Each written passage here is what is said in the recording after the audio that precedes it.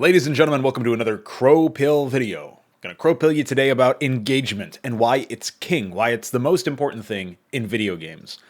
And essentially what video games have that other mediums don't when it comes to telling a story, presenting information, providing an experience. I think one of the biggest flaws in most video games is that they just don't leverage the strengths of the medium in a way that actually provides the end user with a better experience. And if you consider all of the games that are very linear but also static, as opposed to dynamic, you really do, I think, come up with them immediately. A bunch of examples of this very sort of principle at work. So a while ago, I played the Metro 2033 games, and I think before that, maybe it was after that, I kind of forgot about the timeline, but I also played the Half-Life games, and in the past, I've played like the Halo games and stuff like that. So ultimately, experiencing those games is very similar. You know, they're very linear. They're very much story focused, even though in theory it's supposed to just be a backdrop. The plot of the game really constrains the actions that the player can do. And you can even liken this to some real-time strategy content if you consider the missions that I've already brought up previously on some Crowpills where there's random tech disabled for you. And it's, hand waved away with some dialogue, or it's because of some event, or it's story justifying some sort of gameplay gimmick. There's a bunch of different cases that might predicate this sort of treatment, but ultimately it results in the same thing. It's a loss in the engagement department because of some unfitting element elsewhere. And most of the time this is the story or the plot dictating that the gameplay must change in order for the experience to be what the developers want it to be.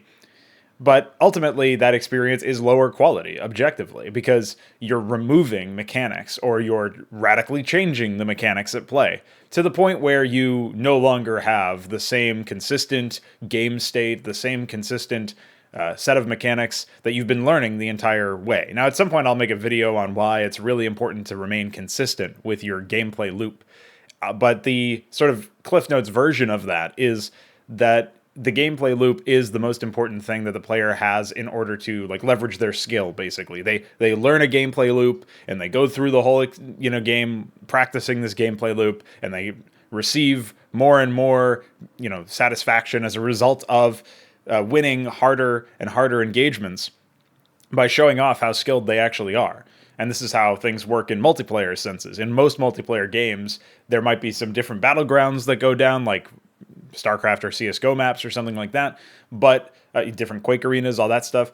But if you really consider what makes the game compelling, it's the fact that they're playing the same game every single time. They're going at it from the same angle. And they, it's not like, oh, suddenly you're, playing level 5 in a campaign and you don't get access to this weapon at all, or you don't get access to this this area changes gravity, or this area removes bullet time or something like that. There's nothing like that really. There's cases where the core mechanics of a game, like Counter-Strike, for example, are accentuated or minimized to different degrees based on the map. Like one map might have a lot of spots for you to wallbang, but wallbanging is present on every map, so it's a consistent mechanic. It's just to what degree it's emphasized. It changes based on the map itself. Whereas, there's really never a case where you just randomly stop being able to buy the Deagle or buy the AK-47 based on the map that you're in. So this is a case where the core mechanics of the game itself are preserved in every single matchup when you're playing the competitive ladder or when you're playing at a professional level. And that's what makes it compelling to watch, because now we're seeing this is a relatively consistent, environment, a consistent canvas that people can use a consistent palette to paint a consistent picture about how good they actually are at the game. And maybe their skills fall off or something like that, but we don't have the horror story that is something like League of Legends or StarCraft 2, where the game balance changes so often and stops us from actually being able to track how good their skills are. So again, I like when my Cliff Notes versions of things are like 2 minutes long, but that's basically the Cliff Notes version of why it's really important to remain consistent. That's really secondary to the main point of this particular Crowpill video, though. We're talking about why engagement is so important. And engagement is certainly requires consistency on behalf of the game state, because you can't really get engaged in something to the same degree if it keeps changing. It would be like if a movie has a scenario where the pacing is all one way, or a song has like really, really consistent pacing where it's like going from 90 beats per minute, maybe a little bit up tempo or down tempo depending on the situation. Maybe there's a breakdown, which even by itself is kind of a different kind of consistency, if you're familiar with that term, where things really get slowed, and you've got to kind of adapt to that. It's almost like you have whiplash or a highway lag coming off the highway driving or something like that. So there's a lot of things to consider in that respect. But if a song radically changes in genre or in instrumentation, it's going to put a lot of people off. It's going to be an inconsistent listening experience. And you might, then abstract out, oh, I wonder what else is going to change while I listen to this. Maybe it'll change into something that I don't like, or maybe it already has changed into something that I don't like. And not necessarily making an objective assessment of any audio or any song based on that metric. But you can see where it becomes difficult to remain invested, because you might have to get engaged again instead of just remaining engaged, because it's no longer consistent. So engagement does rely on consistency, but it also relies on not being, essentially sidelined as the player. And it also relies on high quality things being in front of you so that you can engage with them. And it also relies on you being able to engage at all. And this is a big deal too, because anytime there's a cutscene or something like that, anytime you're not leveraging the interactive part of your medium, you got to be very careful with what actually happens in those cutscenes. For example, I would say that nothing should happen in the cutscene that is super important for understanding the plot, or sort of crystallizing some element of a character's development or character's trait or their personality. Nothing should happen in a cutscene that is so important that if I skip it, I've missed out on something massive. Precisely because, generally speaking, cutscenes should be completely reserved for briefings, or for giving the player some information on something before they get into a level, before they get into some sort of very obvious gameplay loop. You can imagine even in open world games like Assassin's Creed or whatever, if they have a cutscene that starts off a memory sequence or something like that, and that was the only cutscene, like beginning and end, so it was bookended by cutscenes, but the memory sequence itself was just you playing the game, it would expose that the game has no gameplay loop, realistically speaking, which is one of the main reasons why a lot of developers will have this reliance on cutscenes. Now, some people have said that cutscenes, much like micro missions, are kind of a crutch as well because they're easy to make. I actually think that cutscenes are a loss leader, if I had to guess, for a lot of developers. I think there's a lot of effort that goes into these cutscenes in terms of just implementing them. Even bad cutscenes take some time to actually put together, and most cutscenes in video games are bad. A lot of cutscenes will, for example, just kill off characters in a way where it's like, well, if that was supposed to be like the nemesis, or this is supposed to be a decision that weighs heavily on the player should be the one who kills them. In a way, it's kind of weird because a lot of people apologize for cutscenes, but then a lot of other people apologize for games like Deus Ex or Half-Life or whatever, where there's a ton of cutscenes in Deus Ex, and there's one cutscene in Half-Life. But even beyond that, it's like all the decisions are still the players in some way or whatever. So there's like some argument that you can make there that you can go as deep as you want, and it's all about the player, and they celebrate that. But at the same time, they celebrate cutscenes where you just like in Legacy of the Void or whatever, where Zeratul dies in a cutscene, Amon dies in a cutscene. Like all of these characters are dying in cutscenes instead of having the impact, and in some cases the satisfaction, of killing the character yourself. Having the game kill the character for you in a cutscene is probably the lamest way to resolve conflict, and also really important information for the plot. So if that happens in a cutscene and it gets skipped, then you really are going to be really confused going forward. Now, some people would say that the cutscene is mandatory for that, but again, the cutscene really should just be about information. That's my position that I'm positing here. I know that's probably going to be an unpopular position, and probably a lot of people are going to be like, well, of course, if you skip a cutscene, you're not going to know what's going on. But ultimately, I think that's one of the main sort of carryovers from other mediums, from the film medium, for example, and one that does not need to be leveraged in an interactive medium like video games, where you are the storyteller as the player. You are telling your own story about what kind of approaches you have to these challenges. You're given a plot, but you tell how it unfolds. You show how it is unfolding in front of anybody else's eyes, in front of your own eyes, and you essentially are a major catalyst for what matters in the story. And to demonstrate this point, it's super easy. Think of any mission you've played where it was either really hard or really easy, and the characters said it was an average choice, or it was the opposite of what it actually was. Like, imagine you're just like bent over the controller playing a Halo mission on Legendary, and the Master Chief is like, huh, that was easy. That I could have done that with 2 hands tied behind my back. I mean, that would be more dialogue than Master Chief ever has, so obviously that wouldn't actually be in the game.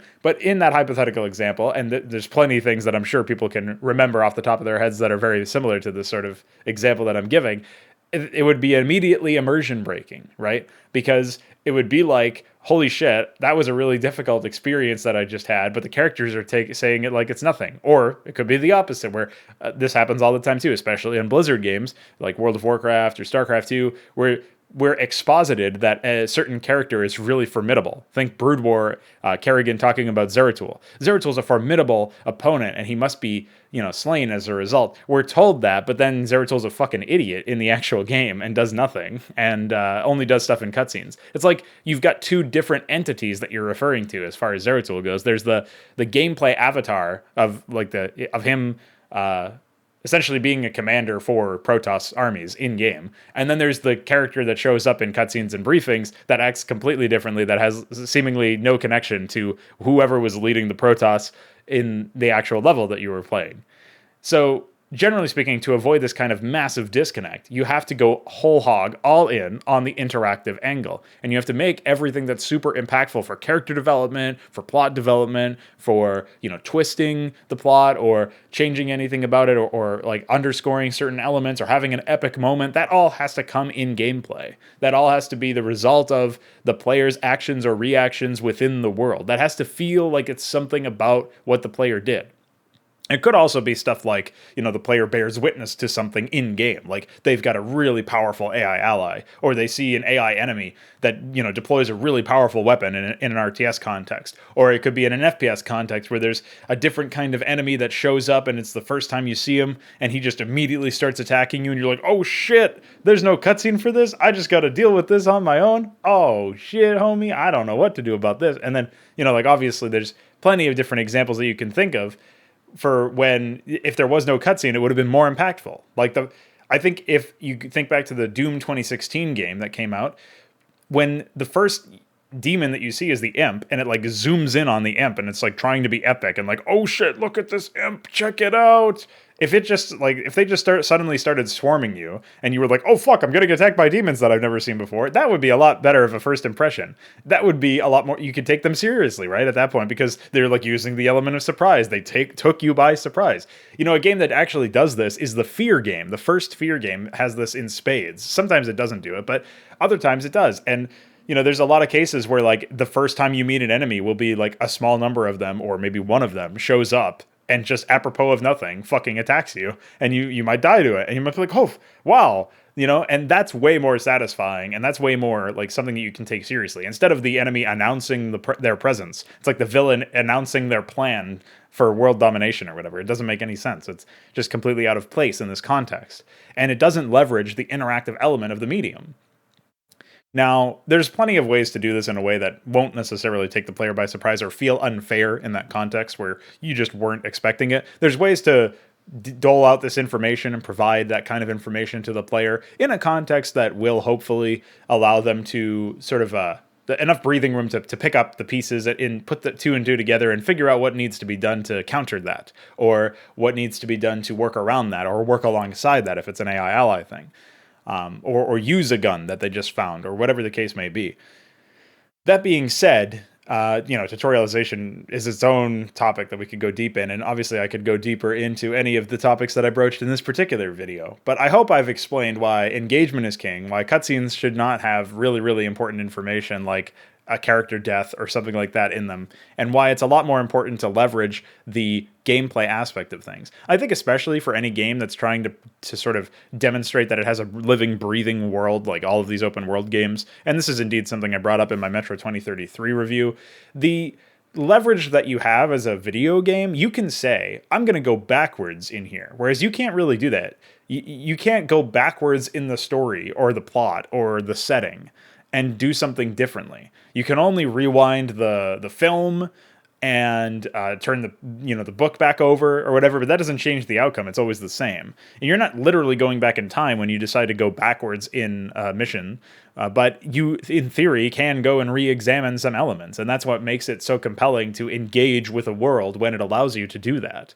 And so if games leveraged that element more, instead of worrying too much about having these cutscenes and doing these epic things in a completely different medium than they should be done, I think we would all have better products to sink our teeth into. And I think we all would have a better time playing some of these games that are trying to be cinematic, because it's possible to have that cinematic flair in the middle of gameplay. It just has to be tempered, has to be handled properly. There's a lot to it. And it's not nearly as easy as just saying we're going to have a film department, write our cutscenes and stuff and storyboard everything and all that.